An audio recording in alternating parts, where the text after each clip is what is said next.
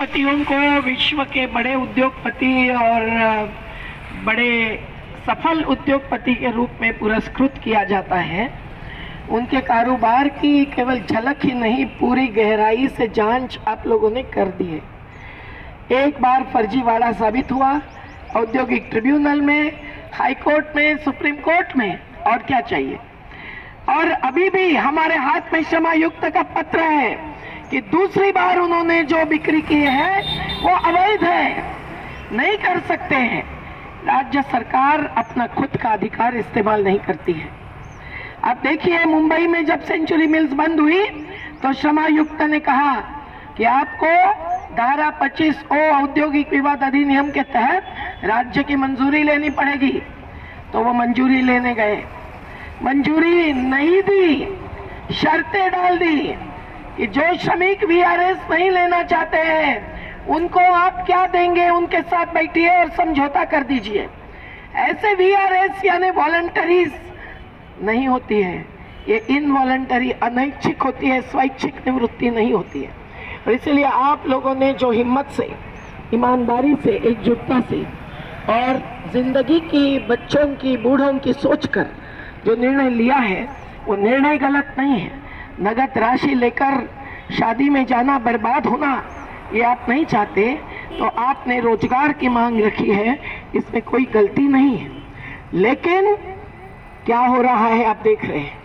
आज अगर कुमार मंगलम जी बिरला को विश्वास होता कि उनकी बात सच्ची है, वो ईमानदारी से चल रहे हैं, उनकी कंपनी ने कोई भी बेईमानी या अवैध कार्य नहीं किया, तो वो निश्चित सामने आती। अगर उनको हम बताएं कि आपके वाइस प्रेसिडेंट ने हमको लिखित में दिया कि 1 रुपये में दोनों मिल्स आपको देंगे, आप चलाइए श्रमिक संगठन के रूप में। कहते थे ताई आप है इसलिए मैं आया हूं। 4 बार फ्लाइट लेकर आए, रेडिसन होटल में बैठे और ट्रिब्यूनल में शपथ पत्र देने के बाद घूम गए। कुमार मंगलम बिरला जी ये जानते हैं कि नहीं, हम उनको कागज दिखाते हैं, उनको हिम्मत नहीं हुई रमेश भाई कि वो आपके कागज लेकर सच्चाई सुनकर फिर क्या जवाब देते। तो आप समझिए कि आज आपकी हार नहीं, आपकी जीत हो गई है। आपको समझ में आना चाहिए, जब ऐसा होता है कि एक उद्योगपति जो नेतृत्व करते हुए आप जो 50 लोग यहाँ पहुंचे हैं, आपके परिवार की महिलाएं पहुंची हैं, मैं तो सलाम करती हूँ आपको। और कुमार मंगलम बिरला जी को भी कहना चाहते हैं, वो कहीं भी हो, आज तक बात कहीं भी वायरल होके उड़ के जाती है, वो उड़ गए हैं कि अभी यहाँ बैठे हैं, अंदर छुप के पहुंच जाने, हमको कोई चिंता नहीं है, बस परीक्षा हुई उतनी हो गई। हम ये उनको कहना चाहते हैं कि आपके में अगर हिम्मत है, आपके सभी अधिकारी जो रेडिसन होटल में हमारे साथ 4 बार बैठे, उनको लेकर बैठिए। आप सभी कोर्ट के कागज पत्र लेकर आइए, आपकी बैलेंस शीट लेके आइए, आपके शेयर होल्डर्स के सामने पेश किए हुए रिपोर्ट लेके आइए, आपके शेयर होल्डर्स की मीटिंग में दिए हुए भाषण लेके आइए, हम भी लेके आएंगे। और आपके सामने हम एक एक कागज रखेंगे। तो 426 करोड़ की प्रॉपर्टी आपने 2.5 करोड़ में बेचना चाहिए थी, आप हार गए।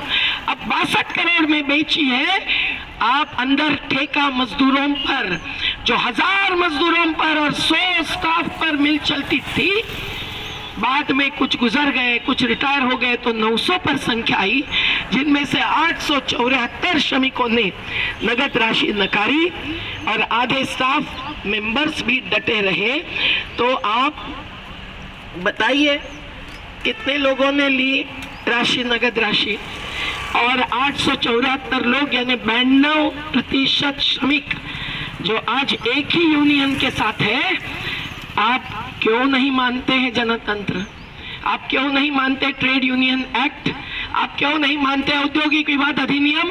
आपको क्या विश्वास है कि श्रम मंत्रालय भी आपने अपने खिस्से में रखा है और राजनेताओं को भी आप खिस्से में रखते हैं, आपके करोड़ों के मुनाफा को चुनाव में चंदे के रूप में देकर? तो आप और अडानी में कोई फर्क नहीं है। ये कुमार मंगलम बिरला जी को पूछना था। अब वो उड़ गए तो ये बात भी उड़ते हुए उनके पास जाने दो। हम आगे बढ़ेंगे, हम लड़ेंगे, हम लड़ेंगे।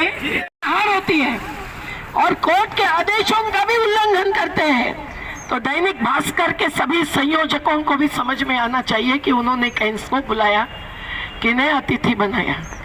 एक होटल में काम करने वाले गरीब श्रमिक को भी अतिथि बनाते ना तो हम खुश हो जाते हैं, लेकिन सभी श्रमिक गुलाम जैसे बनाए जाते हैं। 25 साल 50 साल आप काम करो, खून पसीना बहाओ, खजाना भरो और झूठी बैलेंस शीट पेश करते हैं। इतना झूठापन आज बिरला समूह में आया है जितना अडानी का पोल खोल करके सामने आया है।